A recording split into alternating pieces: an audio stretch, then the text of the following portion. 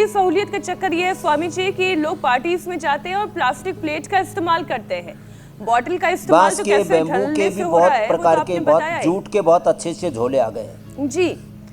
और फिर यही जो पार्टीज में इस्तेमाल हुई प्लास्टिक की प्लेट हो गई, बॉटल्स हो गई, फिर वो अगले दिन कूड़े का ढेर हो जाती है।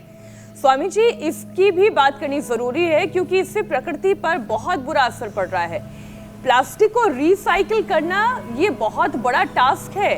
प्लास्टिक का कूड़ा, प्लास्टिक का कचरा पर्यावरण को भी नुकसान पहुंचा रहा है।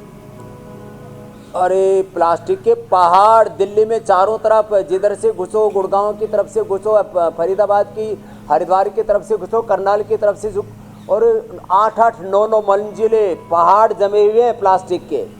और मैं इसको हटाने के लिए बहुत बड़ी मुहिम की ज़रूरत है और उसका जो रीप्रोसेसिंग है उसके लिए तो सरकारों को बहुत बड़े व्यापक तौर पर प्रयास करने की ज़रूरत है। पूरी दुनिया में जो कचरा प्रबंधन के लिए, वेस्ट मैनेजमेंट के लिए प्रयत्न होते हैं, उसका शतांश भी भारत में नहीं हो रहा है, बहुत ज़्यादा।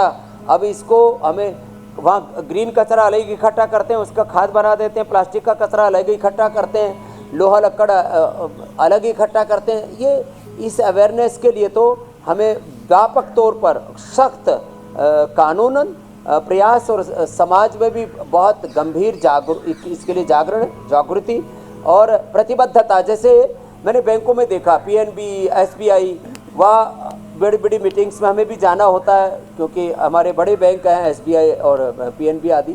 तो मैं देखता हूँ सब जगह, इंडियन बैंक हो, पीएनबी हो, इंडियन ओवरसीज हो, एसबीआई हो, अब वहाँ पर जितनी भी मीटिंग्स हैं वहाँ पर प्लास्टिक की बोतल नहीं रखते, कांच की बोतल रख दी सब जगह, और वो वॉशेबल है, धो करके आरओ का वाटर उसमें भर करके रख देते हैं और अच्छा रहता है। तो ये सब चीज़ें करने की ज़रूरत है।